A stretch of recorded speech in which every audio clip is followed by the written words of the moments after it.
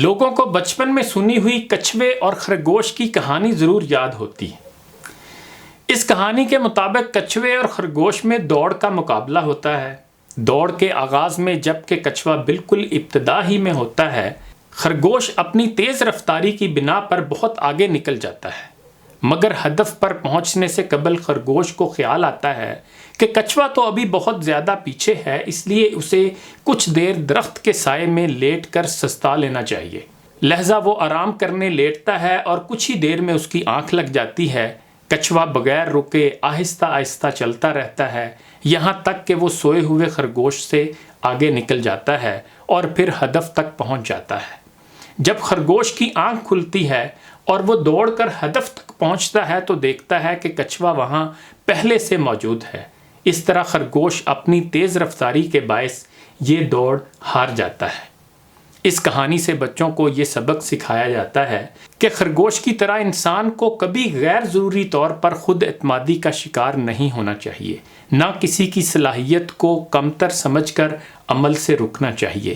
اسی طرح یہ سبق بھی اس کہانی میں ہے کہ مستقل مزاجی اور ہمت ایک بہت بڑی صفت ہے جس کا مظاہرہ کچھوے نے کیا۔ اس کہانی کی مزید تفصیلات بھی ہیں جو کم لوگوں کو معلوم ہیں۔ ان کی تفصیل اس طرح ہے کہ دوڑ ہارنے کے بعد خرگوش دوبارہ مقابلہ رکھتا ہے اور اس دفعہ بغیر روکے دوڑتا چلا جاتا ہے، چنانچہ وہ ایک بڑے فرق سے کچھوے کو شکست دے دیتا ہے۔ اس سے یہ سبق ملا کہ اعلیٰ صلاحیت کے ساتھ مستقل مزاجی جمع ہو جائے تو انسان ہمیشہ دوسروں سے بہت آگے نکل جاتا ہے۔ مگر ابھی یہ کہانی ختم نہیں ہوئی۔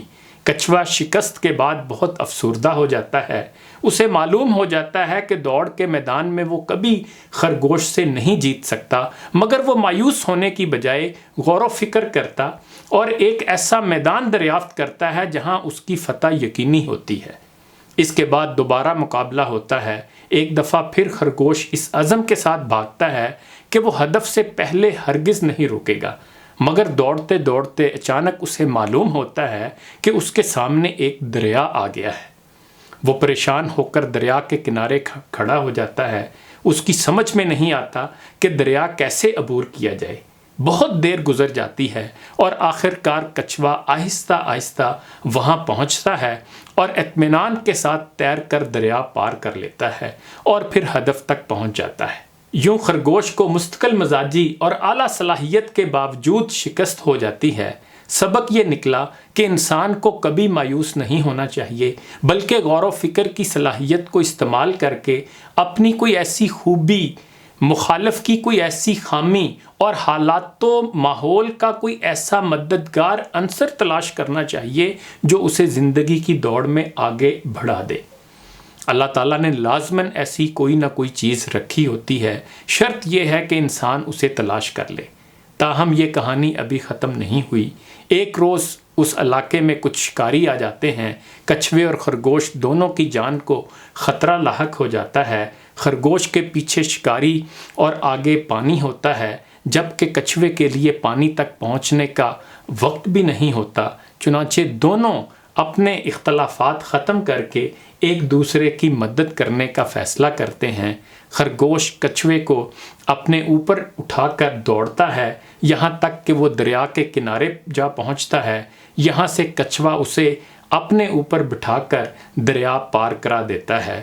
پھر خرگوش کچھوے کو اپنی کمر پر بٹھا لیتا ہے اور دوڑنا شروع کر دیتا ہے، یہاں تک کہ دونوں خطرے کی زد سے نکل جاتے ہیں۔ ابو یحییٰ کہتے ہیں کہ یہ آخری حصہ ہمیں بتاتا ہے کہ مل کر کام کرنا سب سے اچھا طریقہ ہے۔ اس میں سب کی جیت ہے، مگر اس کے لیے انسان کو اپنی انا اور بڑائی کو قربان کرنا ہوتا ہے۔ یہ وہ باتیں ہیں جو شاید بڑوں کی سمجھ میں نہیں آتی، اس لیے بچہ بن کر کہانی کی شکل میں انہیں سمجھ لینا چاہیے۔ انہی گزارشات کے ساتھ اجازت چاہوں گا۔ اپنا خیال رکھیے گا۔ اللہ حافظ۔